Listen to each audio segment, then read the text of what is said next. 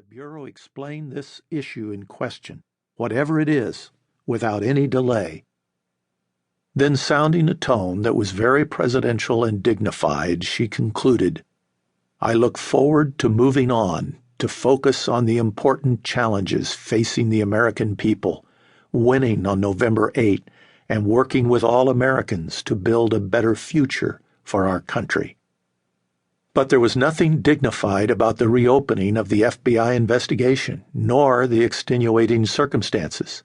FBI Director Comey explained that his agents had stumbled on to the new emails during a probe on an unrelated case.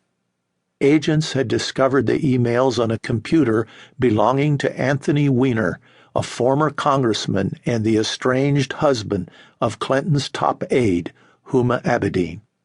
Weiner was being investigated by the FBI after sending an illicit sexual text message to a 15-year-old girl in North Carolina.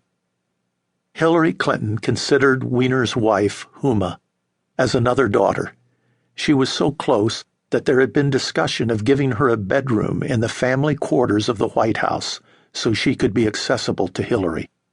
Apparently, there were tens of thousands of emails on Weiner's computer, and many of them were copies of classified emails to and from Hillary Clinton. Abedin was bewildered, saying she hadn't used the computer for 10 years. It appeared that the issue would not be resolved before the election.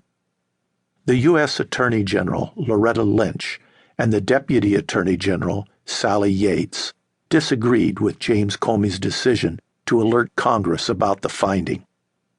But Loretta Lynch and the Obama Justice Department had little credibility or sense of public trust left in its tank.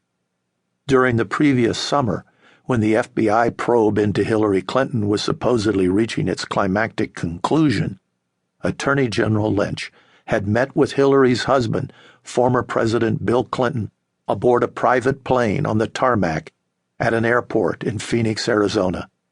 Both said that the talks were primarily social, but historian Politico described even some Democrats as struggling to stomach the optics.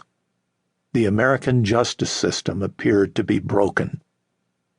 As to his new probe, Comey said, "We don't ordinarily tell Congress about ongoing investigations, but here I feel an obligation to do so given that I testified repeatedly in recent months that our investigation was completed." Then Comey added, "I also think it would be misleading to the American people were we not to supplement the record."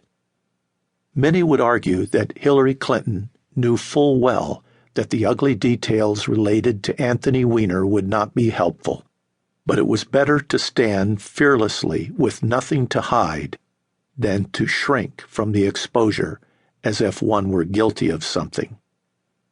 In answering her last question at a very choreographed, brief, and scripted news conference, Hillary took her own dig at the FBI, suggesting it was now a tool of Republicans.